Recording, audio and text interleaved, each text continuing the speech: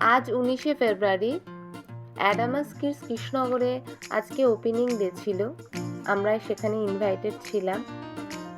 সেখানে বাচ্চাদের জন্য নানা ধরনের খেলা ছিল, যার মধ্যে মেয়েকে গ্যাজুয়ালাইকের খেলাতে আমি পার্টিসিপেট করিয়েছিলাম।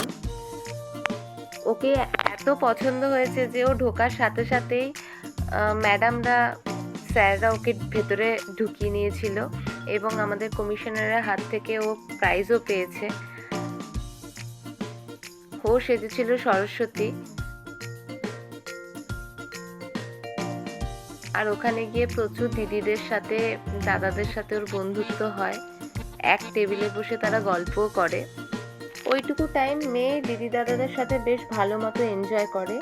আর আজকের মিনি ব্লগটা যদি তোমাদের ভালো লেগে থাকে তাহলে প্লিজ লাইক আর সাবস্ক্রাইব করে দিও। বাই।